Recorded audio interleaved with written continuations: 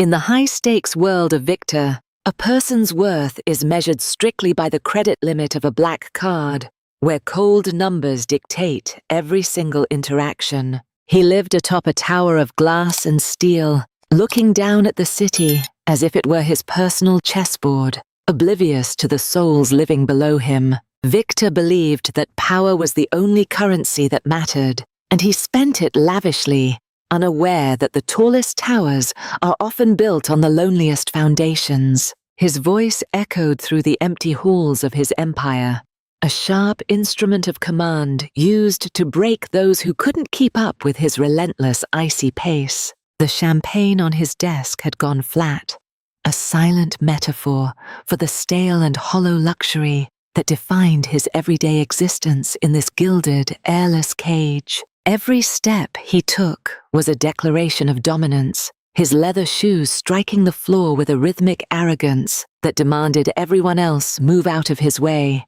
In the shadows of the lobby stood Mr. Lamb, a man whose wealth was hidden in the calluses of his hands and the quiet dignity of his daily work. Without a second thought, Victor collided with the janitor's bucket, spilling a dark stain across the pristine floor that Mr. Lamb had just spent hours meticulously cleaning. He didn't stop to apologize or even acknowledge the man's presence, his eyes reflecting a deep-seated belief that some people were simply beneath his notice or care. Victor stepped out into the night, leaving behind a trail of disregard, confident that his money could erase any mess and buy his way out of any consequence. But the world of high finance is a fickle master, and within days, the digital walls of Victor's empire began to crumble under the weight of unforeseen scandal, betrayal by his closest associates, and a sudden financial collapse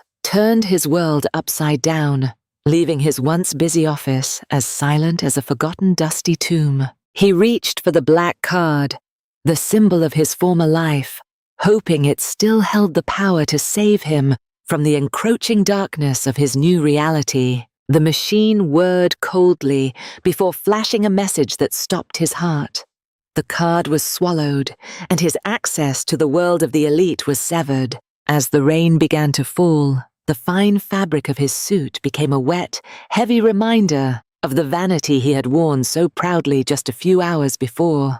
The city he once dominated now felt like a labyrinth of shadows, where every bright light served only to highlight the depth of his sudden and absolute fall. He was a ghost in his own kingdom, a man stripped of his titles and his currency, learning the bitter taste of helplessness for the very first time. He passed by the very people he used to ignore, now realizing that the thin line between his life and theirs had been erased by a single catastrophic night. He eventually found himself at a derelict bus stop, the cold metal bench, a harsh replacement for the leather seats of his former, chauffeur-driven luxury car. The wind bit through his clothes, but the coldness in his chest was deeper, a realization of how fragile his existence had been when built only on money.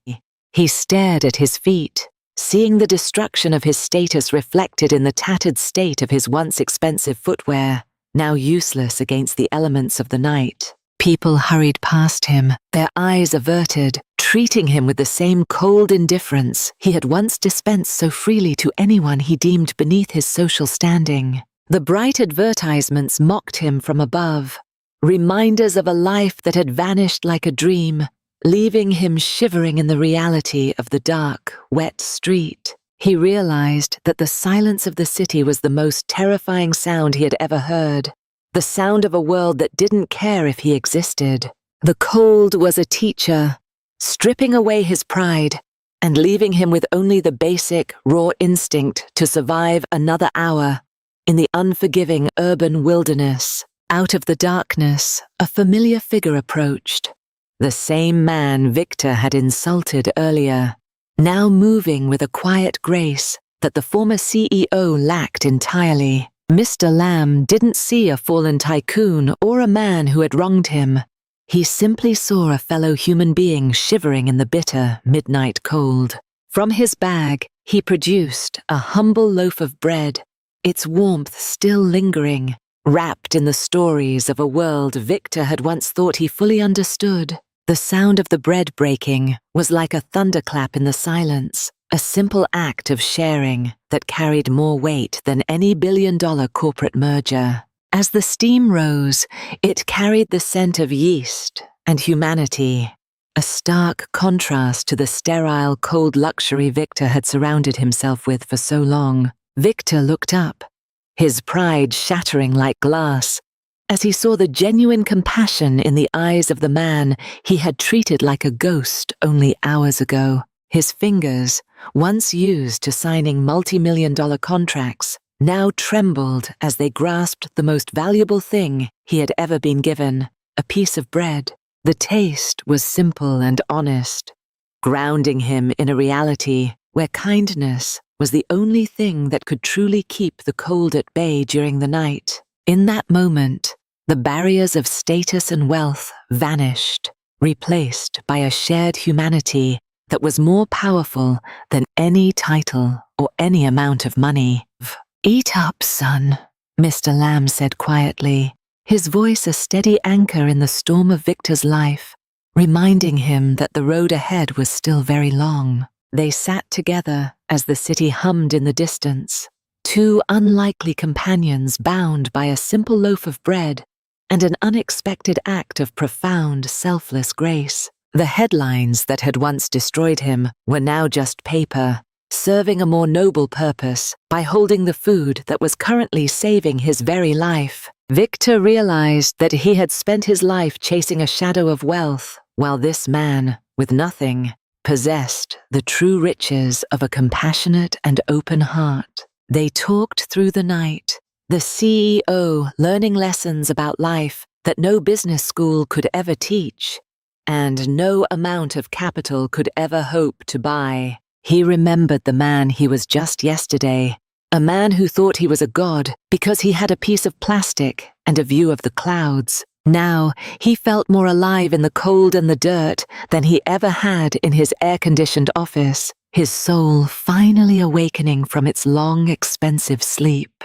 Mr. Lamb explained that true wealth was not in what you gathered for yourself, but in the strength of the hands you extended to others in their need. The night was finally beginning to yield to the dawn, a new day bringing with it the promise of a different kind of life for the fallen man. Victor stood up, no longer the CEO who demanded the world bow to him, but a student of humanity, ready to begin his long journey of true redemption. He shook the janitor's hand, a calloused hand meeting a soft one, a bridge built between two worlds that had once seemed light years apart from each other. He walked towards the light, his pockets empty, but his heart finally full, knowing that the most powerful card he could ever hold was his own kindness. The city looked different in the morning light.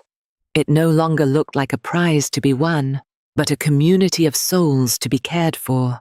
Mr. Lamb watched him go, knowing that he had given the young man more than just bread.